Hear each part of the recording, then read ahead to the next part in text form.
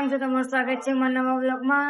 આજે મોટી પૂનમ છે તો અમે સચિન જવાના છે મિની બગડા, તો તમને મિની બગડા ગઈને બાપા સીતારામના દર્શન કરાવી દઈએ.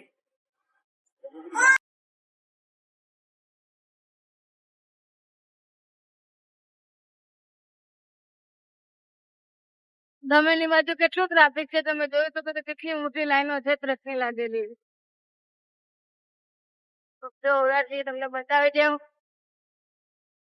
બહુ ટ્રાફિક છે.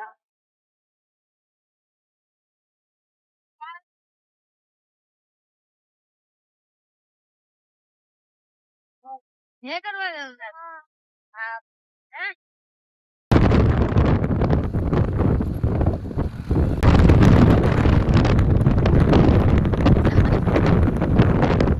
મસ્ત અમે ગાડીનું પાર્કિંગ કરી રાખ્યું છે ને હાલીને મંદિર પાસે ગઈએ છે.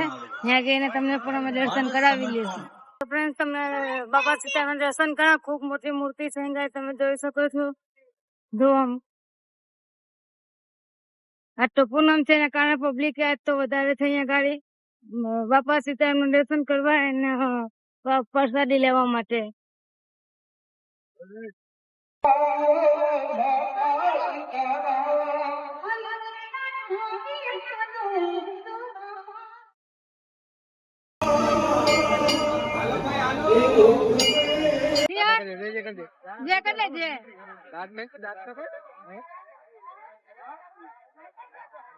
તો મિત્રો આગળ મા ભવાની નું મંદિર છે, તો અમે ત્યાં ગયા છે. તમને પણ બતાવું તો અહીંયા બોર્ડ મારેલું છે, જોઈ શકો તમે. અહીંયા ગાડી વિહાન એના પપ્પા જાય છે મારે આગળ.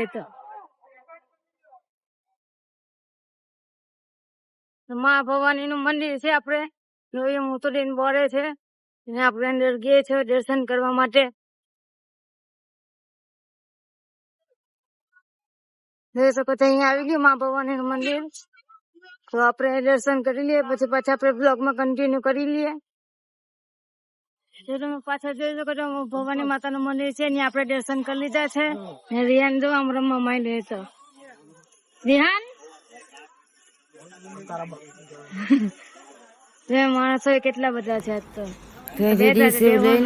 પ્રસાદી લેવા જવાનું છે બધા. રિહાન ને મજા આવે. રિહાન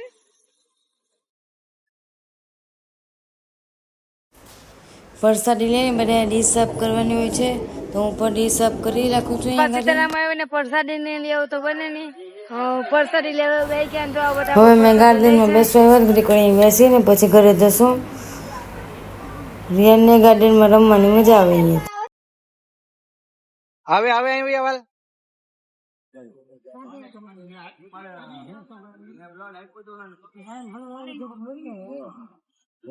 દીપક પાર્કિંગ માટે ગાડી લઈને આવી ગયા છે. પ્રસાદી લઈ અમે 50 કિલોમીટર દૂર છે મારું ઘર. મારું 7 વાગી ગયા છે, તો હવે અમે ગઈએ છીએ ઘરે.